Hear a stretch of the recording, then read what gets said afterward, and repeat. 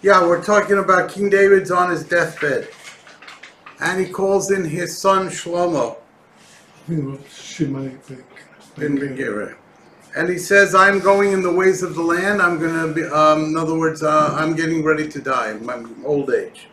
And he tells him to observe the commandments of Hashem, to walk in the ways of God, in order that Hashem will fulfill his promise that he made to me, to David HaMelech, that you and your progeny will be kings of Israel forever, provided you walk in the ways of Hashem, you keep his mitzvahs. And then he's, after giving him that little, we would call Musa Shmuz, a little speech about Musar, meaning about how he should behave personally, he tells him also, you know what Yoav ben Surya did to me. Yoav, my chief, my commander of my army. He took the sword of peace and he dipped it in blood. In other words, I was in the process of making peace with two generals. One, the general of the army of Shaul, early on in my rule, and Yoav killed him, contrary to my wishes and contrary to my policy of reconciliation with the house of Shaul and the army of Shaul. He also killed Amasa ben Yesa, who was the general of the army of Avshalom. Much later on, when Avshalom revolted against his own father, Amasa led the troops of Avshalom, and when Avshalom was killed and defeated, actually, David reached out to Amasa, the general of his army, and wanted to make peace with him, and in fact did make a treaty of peace with him, but Yoav killed him too, contrary to my policies and to my desires. So he says, do not allow Yoav to go down to the grave in peace. And then he says, you also know what Barzillai HaGiladi did for me. Barzillai, who came from Gilad, he did kindness to me, and he should be one who eats by your royal table, because he supplied me with food and blankets and etc., whatever I needed when I was in a desperate plight, running from my own son Avshalom, who was pursuing me to kill me in the process of his revolt against me. And Barzillai reached out and brought me supplies, food and supplies. So therefore I want you to treat him nicely and reward him by allowing him to eat by your royal table. And then he said, Hine imcha Shimi ben Gera. And you also have amongst you a man whose name is Shimi, the son of Gera. Ben Hayamini comes from the tribe of Yamin. Why is Binyamin, the tribe of Benjamin, called Ben Hayamini, the son of my right hand? Because when Rachel gave birth to Binyamin, she called him Ben Oni, the son of my pain or affliction. Va'aviv koralo Binyamin, and his father called him Benyamin, the son of my right hand. The Ramban says a very interesting thing there, that don't think that Yaakov disregarded the last wishes, or actually the last words of his wife, Rachel, his beloved wife, Rachel, who called her son Ben Oni, the son of my affliction. He reinterpreted the word Oni. He kept the root letter. That's right, he kept, no, but he said, when Yaakov blessed Reuven in Parshas Vayechi, he said, Reuven ata b'chori rashis Oni, you are my first strength, meaning you are my first son. Oni can mean strength. So therefore, when Rachel said that Binyamin was Ben Oni, Yaakov said, I am going to interpret her words to mean the son of my strength, not the son of my pain. And therefore he called him Ben Yamin, the son of my right hand, because my right hand is where my strength is. So anyway, Ben Hayamini is the son of my right hand, meaning His territory was the temple. Excuse me? And Binyamin's territory was the temple. Yeah, the temple was in Binyamin's territory, at least part of it. And Mizbeach was in Binyamin's territory. Ben Hayamini, the son of my right hand, meaning he was from the tribe of Benjamin. Mi Bachurim, he was from the select people. He was who Kilalani Klolo Nimretzes, and he cursed me a vicious curse. B'yom lechti Machanayim, on the day that I fled to Machanayim. V'hu yorad l'krasi hayarden, but he also came down to greet me by the Jordan. V'ashava lo b'Hashem le'morim ha'miska b'charev, and I swore to him in the name of God that I would not kill him by the sword. Okay, so let's take this. Who is this Shimi ben Gera? He is from the tribe of Benjamin. Benjamin was the tribe from which Shaul HaMelech came. Saul, the king, was a member of the tribe of Benjamin. So Benyamini, David is telling his son that Shimi ben Gera is loyal to the tribe of Benjamin.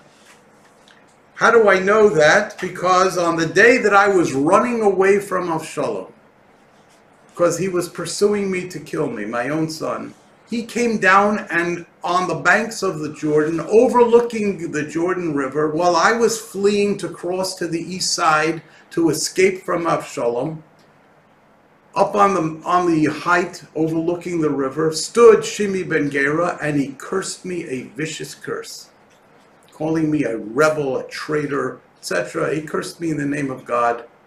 All kinds of evil things should befall me, and that I was getting my just deserts because I was a usurper of the kingship. I was not the proper successor to Shaul. Shaul's son from the tribe of Benjamin was the proper successor. So therefore he cursed David. Now this was a day in David's life, in David HaMelech's life, in which he was at his lowest point, the lowest ebb of his life.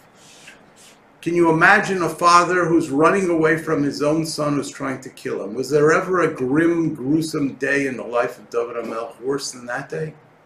No day. That was the worst day. He was at his weakest point. He had a tough life all the way through. Right, but this was it. This was the nadir. Why? Because his own son was trying to kill him. You can't get, That's when Shimi struck. When David was weakest. In fact, in Samuel, in the book of Samuel, where this story is recounted in more detail, it tells us that Avishai, one of the sons of Tzeruiah, a brother of Yoav, said to David, "Let me go and snuff him out. Let me kill him. He's cursing you this terrible curse. Let me ascend the banks. Let me rush up there and chase him, kill him, and get rid of him." And David says, "No, this is not a day for vengeance. This is a day when God has struck at me for whatever sin I did, and therefore I am weak, morally weak, and therefore it's not a day of vengeance." Okay, so that's when he struck. Now, the second time he appears in the life of David is when David is coming back to Jerusalem after his armies having defeated Avshalom, squashing the revolt. In fact, Avshalom was killed. Now David is returning to Jerusalem, and all of a sudden, as he descends now from the east side of the Jordan down into the valley, from which he will then ascend up towards Jerusalem, he's coming down the other side of the river comes Shimi ben Gera. And in the book of Shmuel, it tells us that he not only came alone, he came with 1,000 men. 1,000 brethren from the tribe of Benjamin accompanied Shimi ben Gera. What's Shimi ben Gera do? He throws himself on the ground, bows before the king, prostrates himself on the ground, and he begs forgiveness. And he says, "I was wrong, please forgive me." Of course, now David is returning triumphant to Yerushalayim. And Shimi says, "You know what?" To himself, obviously, "I made a big miscalculation. I thought Avshalom was going to finish off David and I would have nothing to worry about anymore. But here he comes back. And he's coming back to Jerusalem. What's he going to do? The first thing he's going to do is seek out those who rose up against him, those who cursed him, those who hated him, those who despised his malchus, those who challenged the legitimacy of his malchus. And I'm going to be on the top of the list." So he comes down to the Jordan and he begs forgiveness. David forgives him. Why do you think David forgave him? Do you think David forgave him because he was compassionate and he saw that he was contrite and he decided to give him another chance? Or did he have another agenda? Well, he certainly had another agenda, which we can see from here. Because now he's going to tell Shlomo, make sure this man doesn't live to an old age. So David still harbored resentment against Shimi ben Gera. So when he promised or swore, actually, in the name of God that he wouldn't harm him, he had another agenda for doing that. His agenda was to unite the people. Imagine the king comes back to Jerusalem and the first thing he does is hang Shimi ben Gera. Or have his head cut off or whatever. People would say, oh my gosh, the king is bent on vengeance. We're all next. I was a corporal in the army of Avrum. I'm going to be on this hit list. There are going to be all kinds of consequences because the king is bent on vengeance. Look what he did to Shimi ben Gera. So, says David, if I want to bring this nation back together, if I want to unify my people under my rule, I'm going to have to forgive Shimi ben Gera, especially since he came with 1,000 witnesses. Yes. Now he's got 1,000 witnesses to whatever I do. So David promises him he won't do anything. Shimi ben Gera, very smart, says, listen here, I know today you're promising me you won't reach out and strike me because there's too many witnesses. And you're on the way back to Jerusalem. It's not going to be your first order of business to do vengeance. However, 3 months down the road, a half a year down the road, you'll figure out some way to do me in. Says Shimi ben Gera, I want you to swear an oath in the name of God that you won't touch a hair of my head. And David swears to him that he will not touch a hair of his head. And that's what it says here. I swore in the name of Hashem, the holy name of God. If I will kill you by the sword, meaning I will not kill you, not today, not 6 months from now, not years from now, I won't touch a hair of your head. Lata. So now David says to his son, Al tenakehu, do not let him go free. Ki ish chachamata, for you are a wise young man. V'yadata es asher tasalo, you'll know exactly how to fix his wagon. No, that's not what it says. You know exactly what you will have to do to him. And you will bring down his old age in blood to the grave. You will not let him die a natural death. You will bring him to the grave in blood. Vayishkav David emabosav, and David is laid to rest. This is, again, we said it was on his deathbed. He's laid to rest with his ancestors, Vayikaver be'ir David, and he is the first king to be buried in the city of David, in Ir David. Subsequent to his death, whenever a king of Yehuda would die, they would be buried in the royal crypt in the city, outside the city of David, and our tradition says that on Har Zion, which is outside the walls of the old city, there is the grave of David HaMelech, and obviously his progeny are buried there too, if that is the correct place. Okay, so let's analyze this subject.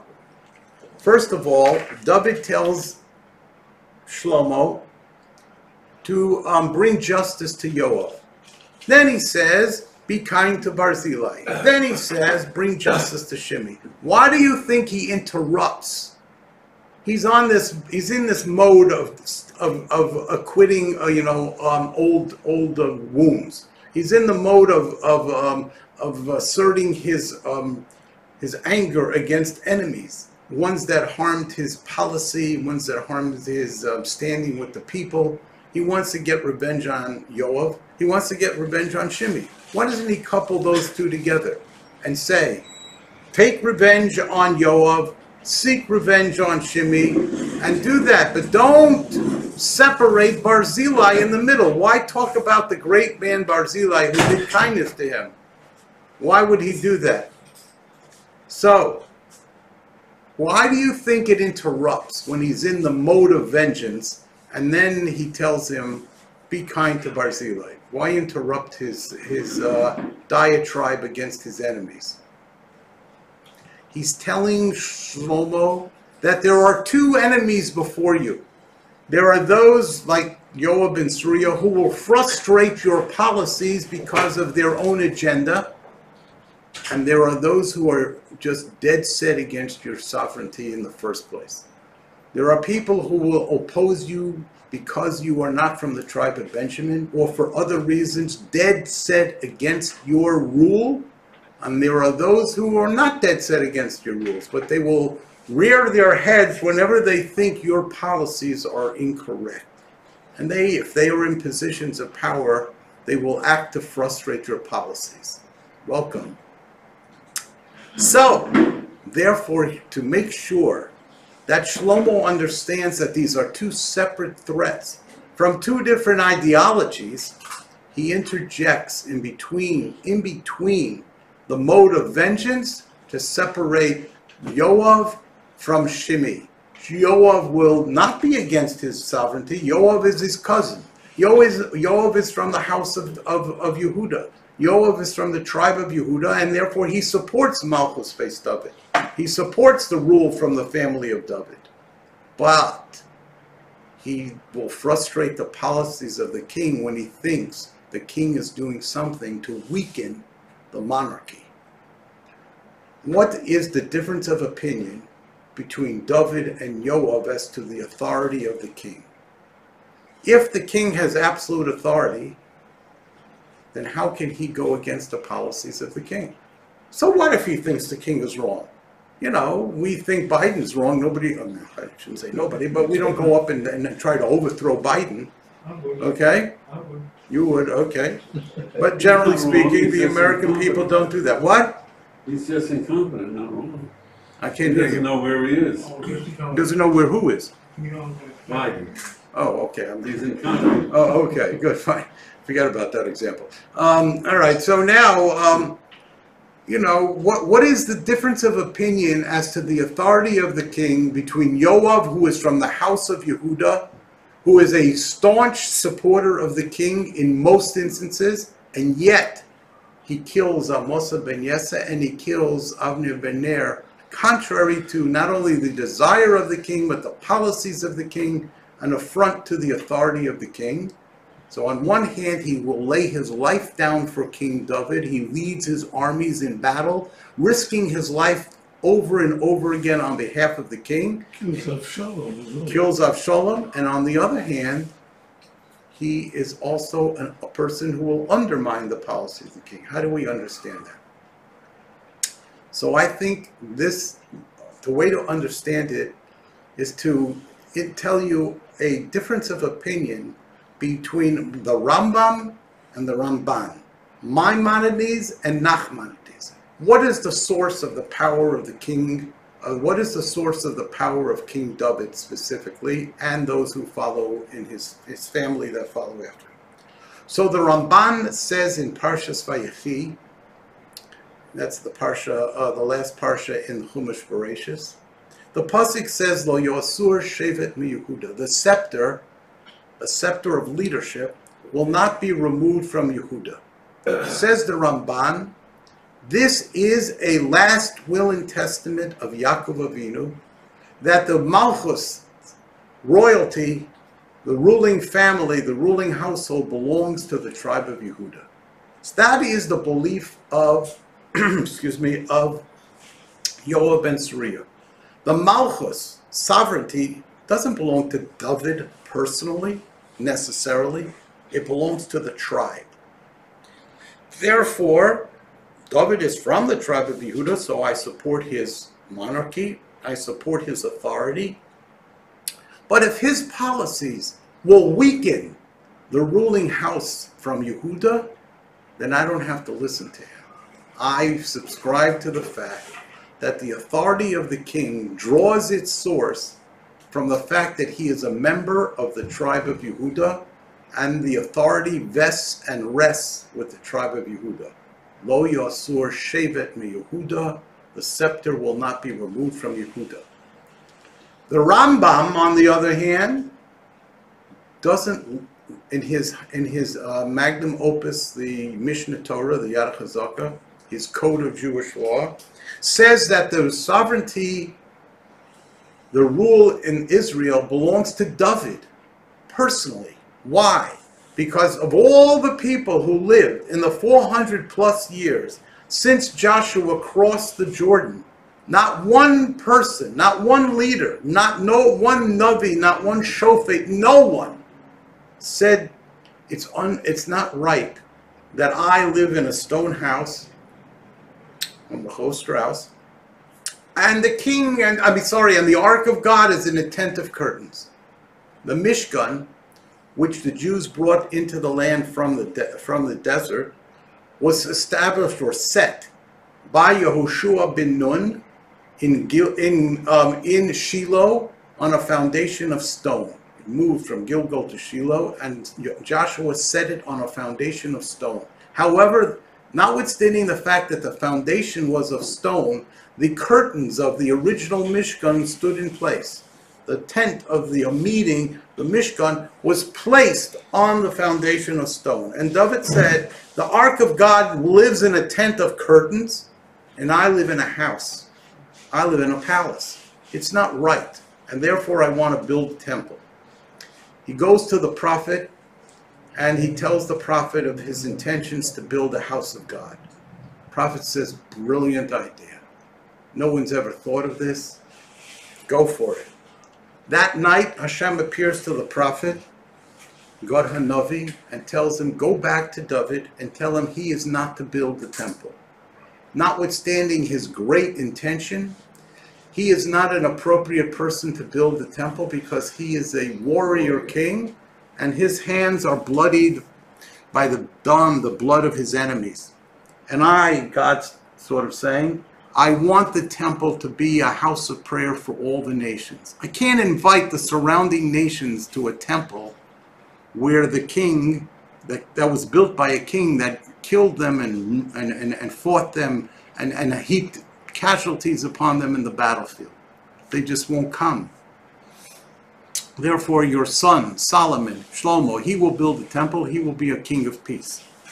So, Hashem says, however, because you had this idea, which nobody had since the days I brought you the nation out of Egypt, until this very day, I promise you, David, and your children after you, should you walk in the ways of God, you and your progeny will be kings of Israel forever.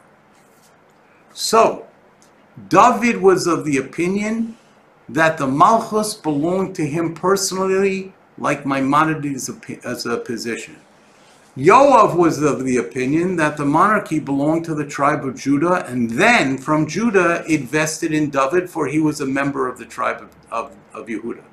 So what is the source? Two different opinions. One is it belongs personally to David, and one is it belongs to the tribe. Hence, Yoav says, since I subscribe to the opinion that it belongs to the tribe, whenever I see an instance where the king is going to do something that will undermine the monarchy that belongs to Yehudah, I will take action.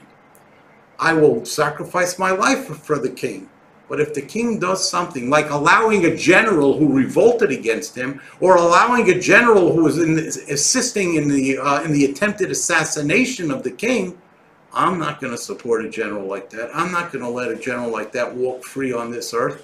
I am going to take revenge, or I'm going to bring those people to justice.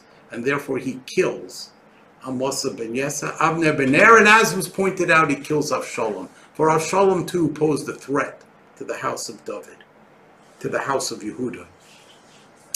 Yeah, but David said don't do it. David said don't do it, but it makes no difference. David said don't kill Amasa. David said don't kill Avner. He kills anybody who he thinks poses a threat to the ruling family of Yehudah. David holds that's treason because God promised me the Malchus. It belongs to me. You cannot frustrate my policies. You go against my policies, you're guilty of treason.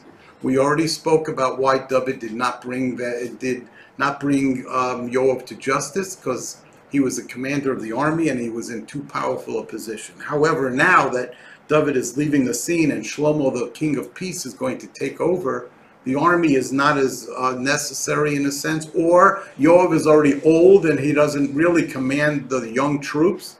They may be looking to other sub-commanders, and therefore David says you can bring him to justice. But bring him to justice you must, and use your wisdom. Isn't a controversial subject, kings, having king? Well, that's a difference of opinion between the Rambam and the majority of Rishonim, the majority of the Poskim and the Rishonim say that Rambam says as follows: Gimel mitzvahs nistavu Yisrael b'knisosam la'aretz. There were 3 mitzvahs that were given to Am Yisrael when they entered the land.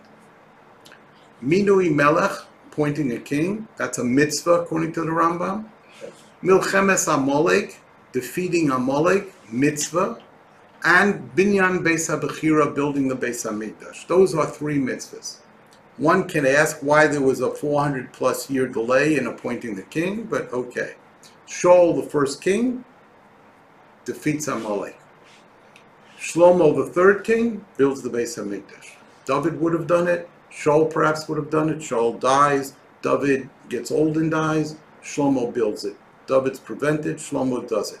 So we could say that the first king who actually had the ability to build the Beis HaMikdash builds it. We can only ask a question. The king wasn't appointed until 400 and some years after they crossed the Jordan. Why the delay? Okay, that's a good question. We'll maybe come back to that someday. But right now I want to focus on okay, Shimi ben Gera, and then we explain the difference as to why on one hand Shimi ben Gera would risk his life for David, but on the other hand would act in a treasonous manner against him. The answer to that is whenever he thought that the king's policies were contrary to the best interest of the ruling house of Yehuda, he acted against the king. Now we have another question. As we know, we read this section of the Haftorah, of the Navi, for the Haftorah of Parshas Vayechi. What's in Parshas Vayechi? The death of Yaakov Avinu. What does Yaakov Avinu do? He assembles his sons and he gives them blessings. Why would the rabbis join this Haftorah, this portion from the Navi, to that Parsha? That Parsha where Yaakov is blessing his sons is basically positive. He's blessing his sons and trying to reveal to each son the strengths and characteristics of that son that were going to flow into his tribe. Why would they connect with what we might call this bloodthirsty portion where David is telling Shlomo to eliminate people who acted against him? Justice and righteousness. Justice and righteousness? Possibility. He's taking... Good. I submit that the answer could be is David was warning. He was warning Shlomo. He wasn't just telling him to bring these people to justice. He was saying, if you're not careful, Yoav will act against you too when he thinks that your policies are contrary to the best interests of the ruling family of Yehuda. Be aware of what Yoav's philosophy is, what his ideology is, because at some point in time you're going to do something and he's going to think, this is against the best interests of the ruling family of Yehuda, and he will act up against you, and he is a powerful man. So be warned against him. Isn't the policy of Yaakov to be Muslim Shep? That's right. He died. Yaakov was telling his children, these are your characteristics, your strengths, your weaknesses. Use them to further the purpose of our creation, our being, which is to bring God's name into this world. And therefore, David is saying, our purpose is to be the rulers in a just and righteous fashion, to employ justice, and beware of these two enemies, both having different ideological opposition to your rule, but beware of them because they will strike out against you when it is convenient to their philosophy or when it's in accordance with their philosophy. And we will see, when David dies, Shlomo does not just jump on the gun and have them executed. He gives them rope. He gives them the ability to live in peace and to submit to his authority. They will each do something to show their true colors, and that's when he will mete out justice to them. Because he's following the advice of his father, not to just blindly reach out and slash at them, but beware of their behavior, for it will it will rise to the surface, and it will reveal itself, and they will act, each of them, in a different scenario. They will each, following their particular philosophy, they will try to undermine you, and that's what happens. Okay. V'yato al tenakeyu, do not let him go free. This is in reference to Shimi. Ki ish domi mata, v'yadata es asher tasalo, v'oradata esevoso b'dom sha'ol. V'yishkav David in aboso, v'yikover b'yer David.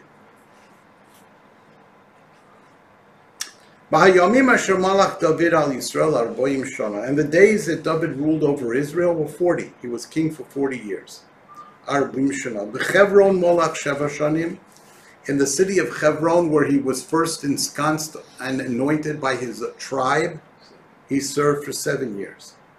Ubirushalayim, and after he united the people under one nation, one king, and he captured the Jebusite city of Jerusalem, Molach Shloshim Mishalashanim, he transferred the capital from Hebron to Yerushalayim, and there he ruled for 33 years, and so together 7 plus 33 is 40. Ushlomo Yashav al Kisei David Aviv, and Shlomo sat on the throne of his father, Vatikon Machuso Ma'od, and his rule became firmly fixed. Vayavo Adoniyahu ben Chagis, and now comes the first move against Shlomo. Adoniyahu ben Chagis, who is his brother, his half-brother, who is his older half-brother, who was in line to succeed David by dint of his age. Adoniyahu goes to Bathsheba. Who's Bathsheba? Shlomo's mother. Aim Shlomo, the mother of Shlomo. Batomer, and she says to him when she sees him, Ha shalom bo'acha, you coming in peace? What do you want with me? That's basically what she's saying to him. Are you coming in peace, or you got something up your sleeve? Vayomer shalom, Adoniyahu said, no, I come in peace. Vayomer, he says, Dover li eloyach, I have a request, I have a matter that I want to discuss with you. Vatomer daber, and she says, okay, speak your piece. Vayomer, and he says to her, At yadat, you know, ki li hoysa hamalucha, that I was really in line to be the next king.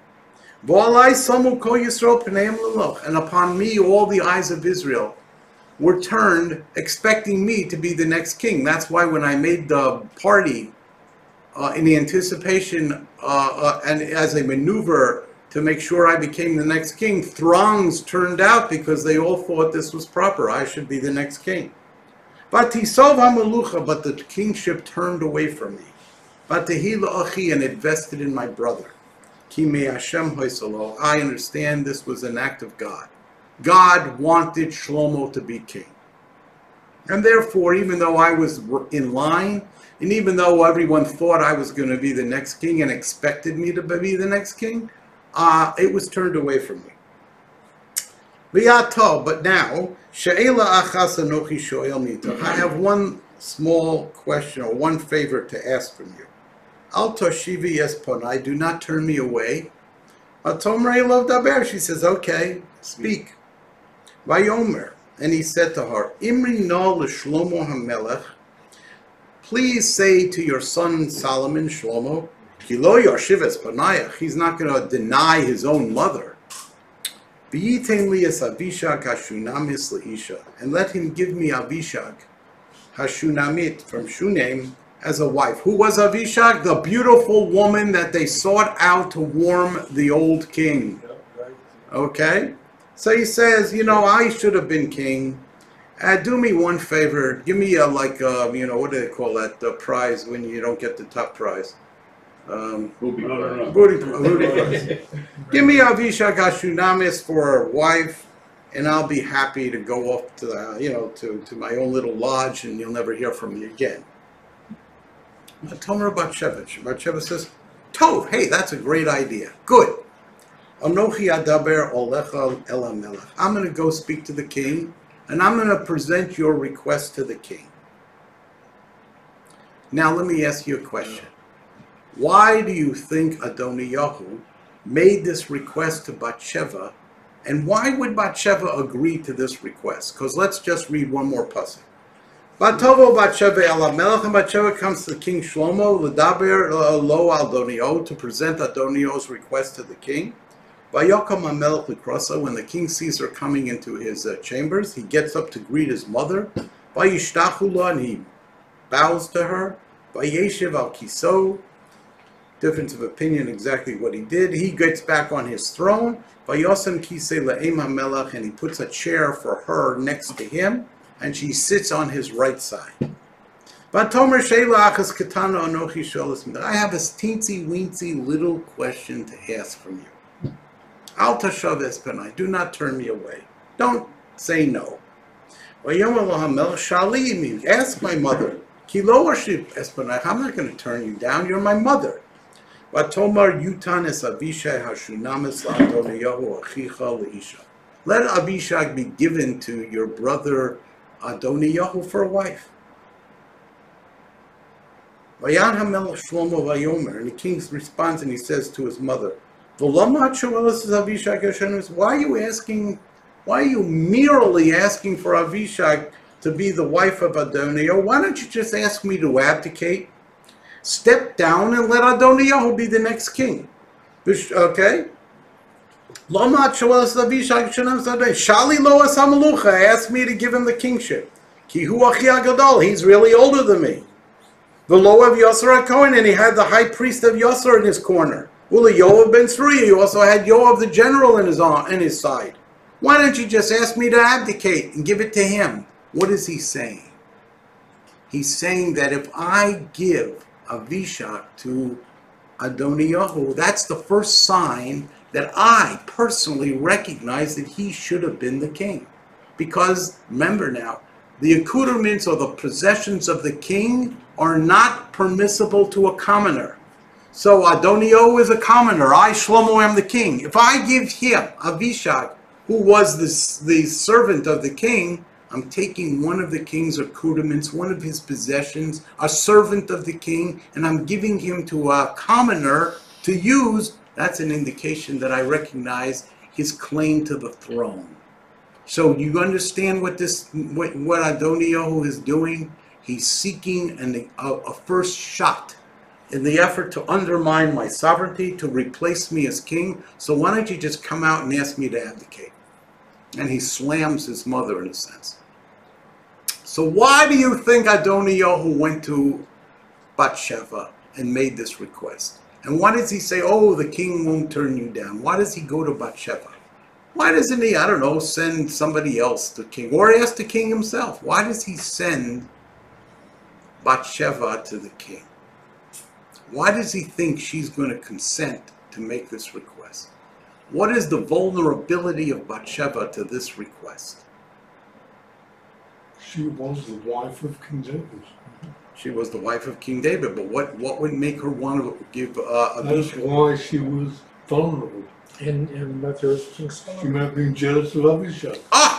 Why would she be jealous of Avishag? Because when the king grew old and he had circulation problems, they didn't say, take Bathsheba and let her warm you. Sit next to your wife. Let her cheer you up. Let her warm you with her body. Let her do something to warm you up. No. They said, go seek out the most beautiful young lady in the realm, and she will be the warmer for the king, which we spoke about this, I think, the first time we met. But Bathsheba resented Avishag. So here's an opportunity to get her out of the palace. What is she doing? She is the Sharvito Shomelech. She is the possession of the prior king. She has nowhere to go. She's in the palace of the king. She's in Solomon's palace. Every day when Bathsheba comes to see her son, there is Avishag staring her in the face. That no good for nothing Avishag. That woman who took away the attention of my husband. That woman who replaced me as the warmer for my husband. I resent her. Therefore, says Adoniyahu, she will be the perfect one to go to the king and ask that she be given to me in marriage, because I don't live in the palace. As soon as I marry her, she's out of the palace. Out of your face, Bathsheba. Therefore, he realized that Adoniyahu was Bathsheba would be vulnerable and blinded by her resentment to Avishag, and therefore she would present this request to the king, even though immediately Shlomo understood the consequences of such a request, which was Bathsheba was blind to that issue. Because of her resentment, and because Avishag was in her face, she was able to present that request to the king. Now, let me ask you a question. All that we know about Adoniyahu to this time, do you think Adoniyahu was able to put together such a strategy? A man of low self-esteem. The man who needed 50 people to herald his coming and going. The man who praised himself because of his good looks. The one who said, I should be the next king because I'm the oldest, not because I'm the most fit. Do you think this is the kind of person who could devise such a strategy? Yes. It's a very simple strategy. Yeah, but do you think he could do that? He's the kind of person without self-esteem. He doesn't go and he's not proactive. He's not a very proactive king unless somebody is pushing him. Yes. Because he did not have the fortune or the gumption to go. That's right. That's my question. If he didn't have the gumption to do it himself. But where did he even get the chutzpah, or let's call it the resolve, to go ask Bathsheba to do this? Where would he get such a strategy? Figure out she'd be vulnerable, know all the intricacies of the palace, know all these things. How would he know that? The answer, in my opinion, is Yoav is the one, the strategist, the brilliant general who's pushing Adoniyahu to be the next king. This is all Yoav's strategy. And you'll see that Shlomo agrees with me, because the next thing he does is bring Adoniyahu to justice and then bring Yoav to justice. He realized that Adoniyahu was not capable of such a strategy. He didn't know all these intimate facts of the palace. Yoav, the general, the chief of staff, always there, he was the one that devised this strategy. So let's see what Shlomo does.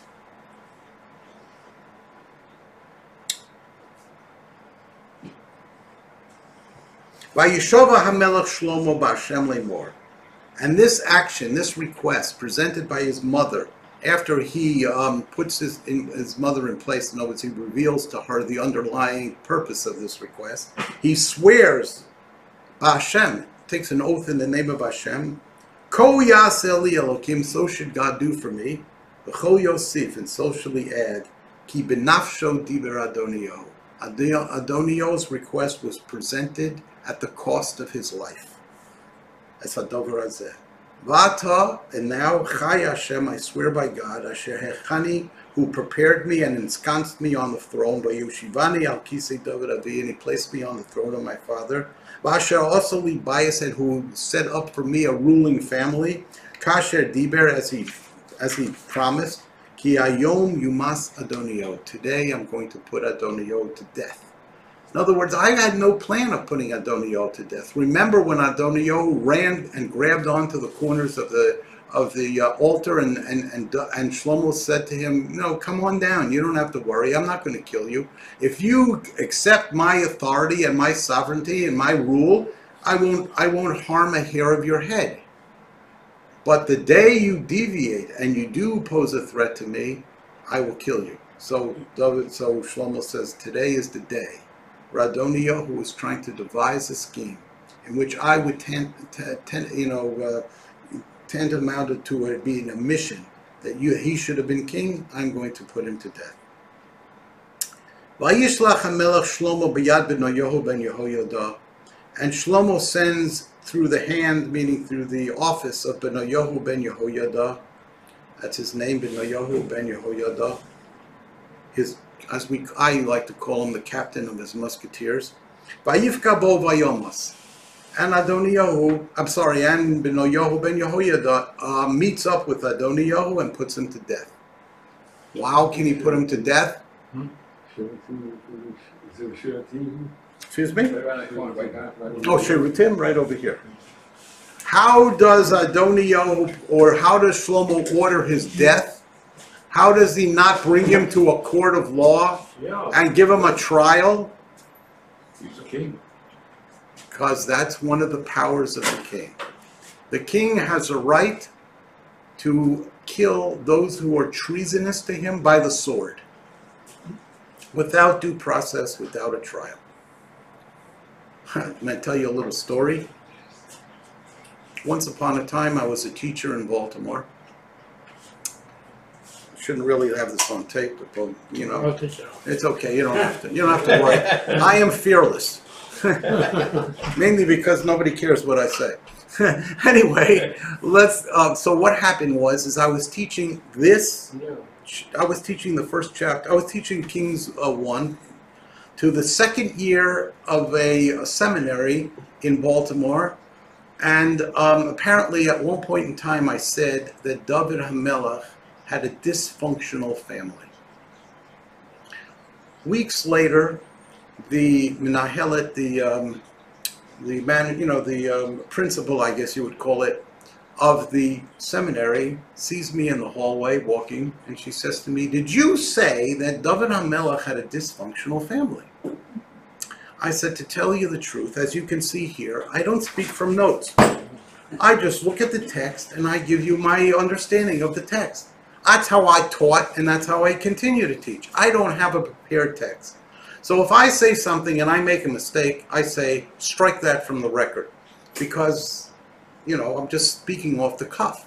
So I said to her, "You know something, the truth of the matter is I don't recall precisely, because it's been weeks ago, if I said that or not. However, it is true. David HaMelech had a dysfunctional family.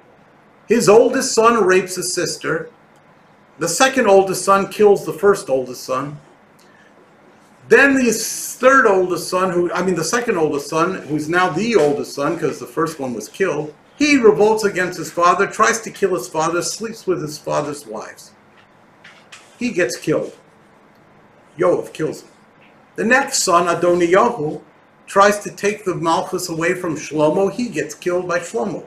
I said, if you don't call that a dysfunctional family, I don't know what a dysfunctional family means. Now, Who was this Menahelet? I'm not going to tell you.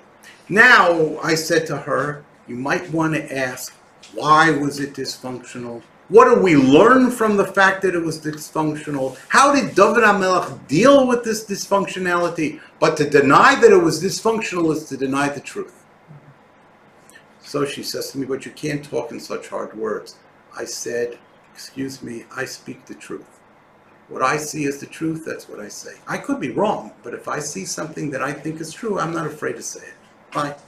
Well, the next time I taught, she shows up to observe me. And I start off with, Shlomo sends Benayahu ben Yehoiada to kill Adoniyahu. And I said to the class, by what right does the king have to kill? The 10 Commandments say, Lo sirtzach, you're not allowed to kill. So where does it say? It doesn't say footnote, the king can kill. There's no footnote. Any place in the Torah, I'm just joking, but there's any indication in the Torah. Where does the Torah indicate that the king can kill? Because of treason or for whatever reason? What authority does the king have to kill? He is subject to the laws of the Torah, just like every one of us, like every Jew. He has no special privilege in respect to the fact that he is permitted to kill. So where did the king get the authority to kill? So nobody in the class raised their hand. The Menahelet raises her hand. And she tells me that it's from a pasuk in Yehoshua. Joshua, when he steps up to the plate and succeeds Moshe Rabbeinu, the pasuk tells us, Ki kol asher yamra espicha yumos. The people, imagine, who wants to fill the shoes of Moshe Rabbeinu?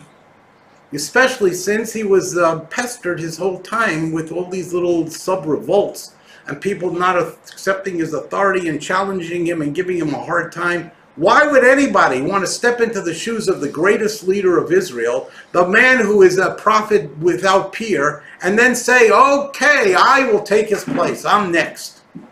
Yoshua ben Nun was scared to death to step into the shoes of Moshe Rabbeinu. How do we know this? Because 3 times in the Torah it says Chazak v'yamotz, God speaking to Moshe who's standing beside Yehoshua, and Hashem tells Moshe, invest Yehoshua, tell him he will succeed you, but tell him to be strong and fortified and don't be afraid, 3 times. The opening chapter of Yehoshua, where he does actually fill Moshe Rabbeinu's position, Chazak v'yamotz another 3 times. That's how the Navi is constantly telling us that God has to reinforce the resolve of Yehoshua to take Moshe Rabbeinu's place. So he had a lot of misgivings that he was fit to assume the mantle of leadership in the aftermath of Moshe Rabbeinu. One of the things the people told him is, we will listen to you and we will not revolt against your words like we did to Moshe. And whoever, kol asher yamra espicha, whoever will revolt against your words, you must, we will put to death. So that's what she said. The authority of the king to kill comes from the investment of Yehoshua as the successor to Moshe, where the people yielded this power to the sovereign, to Yehoshua, the leader, and gave him the authority to kill. I said, that can't be right. That's a social contract. The people will get together and say, you know what, from now on, don't keep Shabbos. Can they do that? No. From now on, don't eat kosher. Can they do that? No. They can't change the laws of the Torah by social contract. That can't be the answer, Mrs. Menahele. The second drawer. So I said, where does this authority come from? For the king, the leader, to put to death somebody who's guilty of treason? The answer to that question comes from the last Ramban in Chumash Vayechi. I'm sorry, the last Ramban in Chumash Vayikra. The last Ramban in Leviticus. The Ramban wrote a commentary on the whole 5 books, the 5 books of Moshe. And in the book of Leviticus, on the last Ramban, the parish of the Ramban, on the Pasuk, Kol cherem asher yocharam me Hashem mos yumas. Any cherem, very hard to translate the word cherem. It really means an oath. An oath that is subject to death if you violate it. How is this oath invoked? The oath, says the Ramban, is invoked by the Navi, the Kohen Gadol, standing in the presence of the Urim V'Tumim. You know what the Urim V'Tumim are? The breastplate of the Kohen Gadol that had God's ineffable and holy name inside the folds. If the prophet, the high priest, and the Urim V'Tumim are standing together, and they proclaim you're not allowed to do something, that cherem, asher yocharam, that they invoke, that oath that they invoke, which is a death penalty oath, yocharam, mos yumas. If somebody violates it, they can be put to death. Says the Ramban, that is why when Achan was moal in the spoils of Yericho, Achan went and took some of the spoils from Yericho, where Yehoshua had said, whoever takes anything from these spoils will be put to death. That's where Yehoshua got the authority from. Kol cherem, because he proclaimed that cherem, that holy oath on the spoils of Yericho was proclaimed by Joshua before the Urim V'Tumim and before the Kohen Gadol, or Lazar HaKohen HaGadol. Therefore, the king or the leader has the authority to kill from that pasuk in the Torah. It's not a social contract. It is an authority that emanates from the written Torah. What did she say to them? She never came back to observe me. Okay, and she never bothered me again. Thank God. Anyway, that was that story. But that has a bearing here on this text, because that is the authority of Shlomo HaMelech to kill Adoniyahu. This authority that was vested in the leadership of Israel passed from one leader to the next leader to the next leader. As long as it's a legitimate leader of Israel, the leader has a right to declare treason, to execute and punish, does not have to kill, but he has the right to kill. He could strip the man of his assets. He could banish the man. He could do all, or the woman. He could do whatever he wants in terms of execution of a punishment, but including the right to actually execute. But he doesn't have to. He has the full gamut of punishments available to him. In this case, Shlomo, in order to assure his rule against any those who might arise to challenge him, decided to put Adoniyahu to death, and he therefore sent Benoyahu under this authority, and he had the authority, and he puts Adoniyahu to death. Okay, Pasuk Vav. Ulev Yasser HaKohen Omar HaMelech HaNosos Leil. Now you see the king is going to find other people guilty by association. He tells Avyasar, remember who is Avyasar? He was one of the two high priests who served David. And he's going to say to Avyasar, you are now banished from Yerushalayim. You are banished from serving in the temple. You are stripped of your position as high priest and banished to the boondocks. Okay, why? Why would he pick on Avyasar? Because Adoniyahu went and made this request. And you see he's going to pick on Yoav too, because he knew Adoniyahu's low self-esteem and his inability to put such a strategy into effect was because, notice, how did he come to that decision to seek the mother of the king to present his request? This was by his council of advisors. They are the ones that prompted Adoniyahu to go to Bathsheba. And who were they? They were Avyasar, the high priest, and Yoav ben Tzruya, the general of the army. So, the first one he talks to is Avyasar. And what does Shlomo say to Avyasar? The king says, go to Anosos. That was a city of Kohanim. If you remember when the first sentence in the book of Jeremiah says, Divrei Yirmiyahu, Ben Chilkiyahu, these are the words of Jeremiah, Yirmiyahu Hanavi, the son of Chilkiyahu, Mina Kohanim Asher Ba'anosos. He was from the Kohanim that were from the town or the village of Anosos. Why are they in that village? Because Avyasar was banished to that village, and Yirmiyahu is a descendant of Avyasar. Anyway, the king says to him, go to Anosos. Lech al Sodecha, go and, farm the land. Ki ish movesato, really I should have put you to death. Because you too were part of this conspiracy to undermine my authority and to seize the melucha from me. Ubayom hazeh lo amischa, I will not kill you today. Ki nosos es aron Hashem Elokim lifnei David avi, for you carried the holy ark of God before my father David. You served as a high priest under my father David. And you went through all the travails and the pain and the growth pangs of my father David as he grew into the position of king. And because you shared that pain with my father, those experiences with my father, and because you carried the holy ark, I'm not going to kill you even though you were guilty of treason. And Shlomo banished Avyasar from being a priest before God, certainly a high priest, Lamalias Devar Hashem, to fulfill the words of Hashem Asher Diber al Beis Eli b'Shilo, which God said on the house of Eli in the tabernacle at Shiloh. Eli was cursed, not him personally, but his children after him.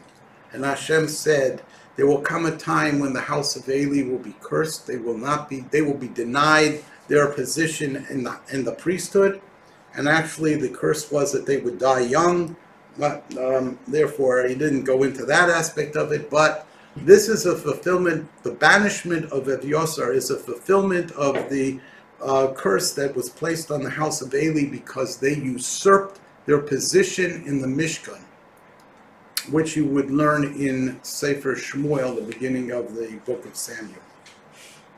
Okay. Now let's see what, okay, we really have no more time today, so I don't want to pick up on the next section, which deals with bringing Yoav ben Tzruya to justice. Another step in the destruction of the conspiracy against King Shlomo. And I shall see you next week.